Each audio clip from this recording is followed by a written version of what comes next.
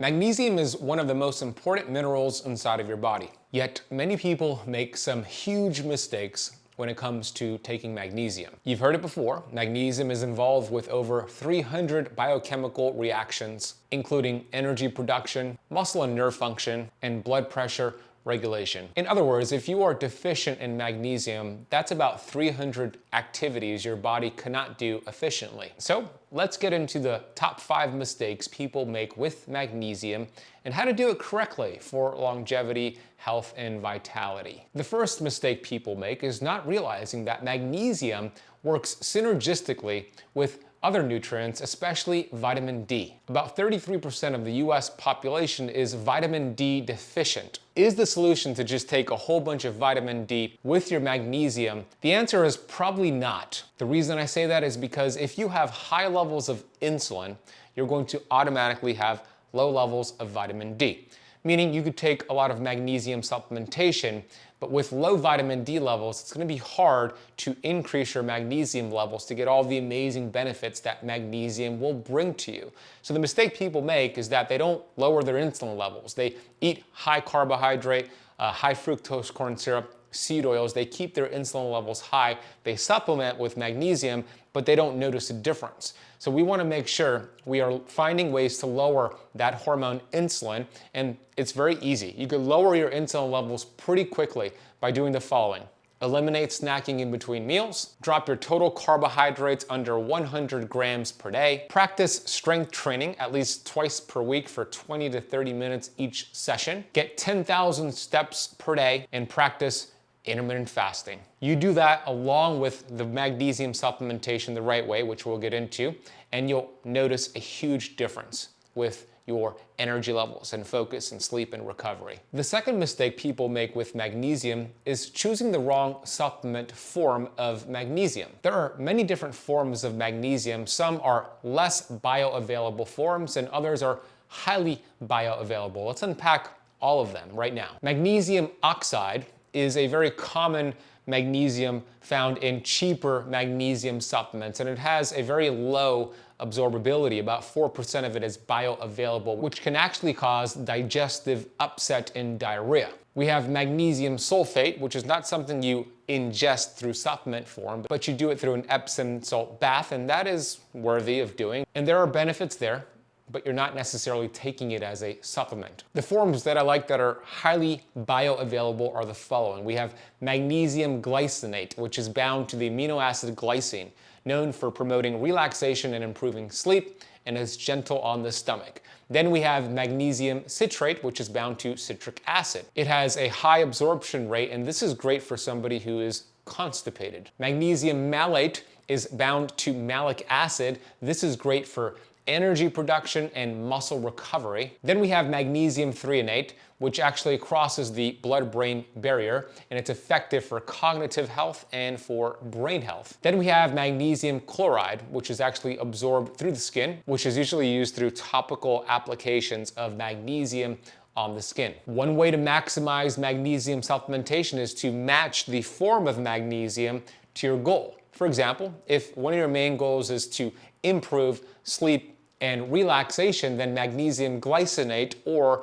magnesium threonate would be a good choice. If your main goal is muscle recovery, then magnesium malate or magnesium citrate would be your best options. If you're constipated, as I mentioned, magnesium citrate would be the best option there. If you're looking for more cognitive health, that's magnesium threonate. And for just overall maintenance and general benefits, then magnesium glycinate or magnesium malate would be the sources you want to look for. The third mistake people make is taking too much magnesium. When you take too much magnesium, you could have symptoms. Those symptoms could be mild to moderate to severe. Mild symptoms include diarrhea or loose stools. That's very common with magnesium oxide or taking too much magnesium oxide or magnesium citrate. Nausea and abdominal cramping can also happen. Moderate symptoms could be low blood pressure, which is called hypotension, fatigue and weakness, and irregular heartbeat. Severe symptoms, which are rare but can be serious, is a condition called hypermagnesemia.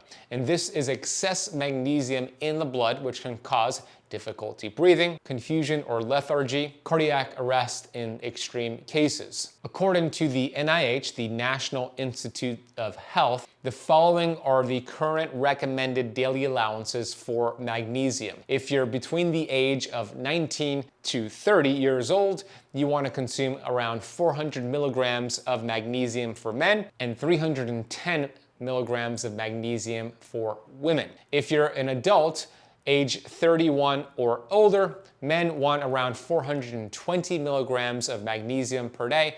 Women, that's around 320 milligrams per day. Pregnant women, according to the NIH, they should be having 350 to 360 milligrams of magnesium per day, and women who are breastfeeding should be around 310 to 320 milligrams per day. Now, those are general recommendations. The bigger a person is, the more magnesium they probably need. For example, I'm 6'2", I weigh about 185 pounds, and I personally take around 500 to 600 milligrams of magnesium each night, or most nights. We'll get into that a little bit later. The fourth mistake people make is ignoring the dietary sources of magnesium. Magnesium from food is often better absorbed and utilized by the body compared to supplements. Food sources contain the cofactors such as the vitamin D we mentioned, but also potassium and others, which enhances magnesium's bioavailability. Whole foods provide essential nutrients that work together, such as B vitamins, calcium, and phytonutrients that work together with the magnesium for optimal health. So here's a list of my personal foods, my favorite foods that have a good amount of magnesium in it. I recommend you eat these foods as well. Pumpkin seeds contain about 150 milligrams of magnesium per ounce. Cashews contain about 74 milligrams per ounce. An avocado contains 58 milligrams of magnesium per medium fruit. Mackerel contains 82 milligrams of magnesium per 3 ounces. A banana, which I typically have on my what I call keto flex day, contains 37 milligrams of magnesium per medium banana. And those are the favorite foods that I eat that have a good amount of magnesium. I do recommend supplementing as well as eating those foods, and we'll talk a little bit more about how to supplement the right way. Earlier on, I mentioned the importance of lowering insulin levels and burning visceral fat as a way to actually help with magnesium. And one of the things that I teach people all around the world is how to burn stubborn fat. And you can do this really easy. I actually have a free guide for you, which is gonna teach you how to lose up to 10 pounds of fat in just 7 days. And it has 3 simple rules that you follow. It'll dramatically lower your insulin levels, which should raise your vitamin D levels and actually help with the absorption of your magnesium that you're gonna be supplementing with. And you could get this free guide over at burnfatbook.com, or if you're watching on YouTube, you could scan the QR code on the screen to download this for free, and I'll drop that link in the notes down below. The fifth mistake people make is the incorrect timing of magnesium supplementation. Here are the best times to take specific magnesium forms. For sleep and relaxation, you want to take your magnesium about 30 to 60 minutes before bedtime, especially if it's glycinate or threonate. This promotes relaxation, reduces cortisol levels, and helps the body prepare for sleep. For energy and muscle recovery, you want to take it after exercise or with a meal. Magnesium malate or citrate supports energy production and aids in muscle recovery post-workout. For digestion or constipation relief, you want to take your magnesium in the morning or before meals. Magnesium citrate or oxide can stimulate bowel movements when taken on an empty stomach. For cognitive benefits, you want to take your magnesium in the early morning or early afternoon. Magnesium threonate, for example, we have established crosses the blood-brain barrier, which can improve mental clarity and cognition. Now let's get to the top questions I get asked when I speak about this topic here on YouTube. First question is this: what is your favorite supplement for magnesium? I personally use Magnesium Breakthrough by a company called Bioptimizers. The cool thing about this company and this product is that it's the only company on the market that has all 7 forms, 7 types of magnesium in the proper ratios in one bottle. So I typically take 2 capsules, sometimes 3, depending on how active my day was, but I'll typically take 2 to 3 capsules about 30 to 60 minutes before bed to get all 7 types of magnesium. And you could actually get their bottle for 10% off if you go to bioptimizers.com/ketocamp. and use the coupon code 𝙎𝙬𝘽𝙎𝘾10. You can get 10% off your order, and I'll drop that information in the notes down below. Next question is this: how do I know if I'm magnesium deficient? Here are the most common symptoms that can occur if you are low in magnesium. Now, you could experience one or many of these symptoms, but signs are pointing towards a magnesium deficiency. So here's a list of the symptoms that can occur when you don't have enough magnesium. We have muscle cramps, fatigue, poor sleep, and mood changes. Those are the most common things that could happen. So if you're dealing with any of those, it would be really cool to see once you start increasing your magnesium-rich foods, taking your magnesium supplement, to see if those symptoms go away. And if it does, it should go away in a matter of days once you optimize those magnesium levels. I have a brand new book called Metabolic Freedom, published with Hay House, being released May 13th, 2025. This book outlines the exact steps to restore your metabolism, heal your hormones, and burn fat. It presents to you the problems to why we see metabolic disease and the exact steps to restore your metabolism to burn serious fat. At the end of the book, there's a 30-day plan for you to lose up to 30 pounds in 30 days. And here's the exciting announcement. You could get this book right now. And when you order it today, you'll get a free Metabolic Freedom mini course where I teach you how the metabolism works, my favorite keto and fasting hacks to burn fat, and exclusive interviews with Dr. Jason Fung, Dr. Daniel Pompa, Cynthia Thurlow, Megan Ramos, and others. That is all for free in this mini course. If you go to the QR code on the screen right now, or if you're listening on the podcast, head to metabolicfreedombook.com or click the link at the top of the notes of this video and this podcast. You could go purchase the book right now and get immediate access to this free mini course and exclusive interviews. Click the link down below or go to metabolicfreedombook.com. The next question is, should I take magnesium every day or should I cycle it? When it comes to supplements, there's an art. We don't necessarily want to take the same supplement for a long period of time. It could lose its effectiveness. I always love to rotate supplements and use it cyclically. Everything in nature is cyclical. We have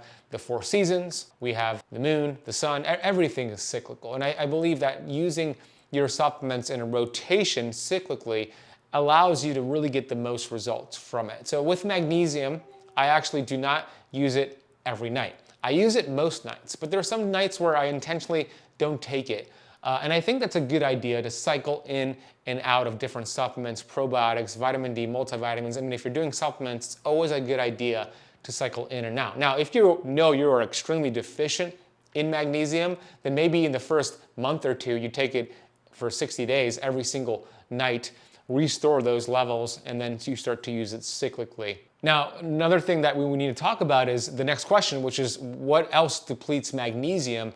And that's stress. Especially if you're sick, by the way. When you're sick, have the flu, whatever it is, you deplete your magnesium. You want to increase your magnesium intake during times of being sick. But just overall mental stress can deplete your magnesium stores. Here's how this works. During periods of stress, the body releases stress hormones such as adrenaline and cortisol. This hormonal surge increases the excretion of magnesium through the urine, leading to a reduction in magnesium in the body. And this actually leads to a vicious cycle because a magnesium deficiency in the body enhances the stress response. So when you have a magnesium deficiency, it can actually heighten the body's susceptibility to stress. Low magnesium levels may amplify the release of those stress hormones, creating a feedback loop where stress leads to magnesium depletion, and in this depletion in turn exacerbates the stress response. So I always say, don't manage stress, master it. If you master your stress and do all the things you need to do to get your body in a parasympathetic state, which is the rest, digest part of your nervous system, you're going to actually feel so much better. You're going to get yourself out of this vicious cycle of stress depleting magnesium, depletion of magnesium, increasing stress. We need to get out of that vicious cycle. So some of the things I do is I go outside in nature, go for a walk, practice taking vitamin G every day, which is gratitude. It's one of the best ways to activate your parasympathetic nervous system. Practice gratitude, performing a hobby or practicing a hobby you enjoy. For me, that's basketball. Find whatever you love to do. And be around people who charge you up, not stress you out. And for sure, turn off the news, because that is constant negative news, which is CNN, but all of them are bad. Fox, everything is bad. Don't watch or listen to the news. That will for sure cause stress in your body. I hope this video has empowered you to understand more about the amazing benefits of magnesium, how to do it right, how to avoid doing it wrong. Share this episode with a friend.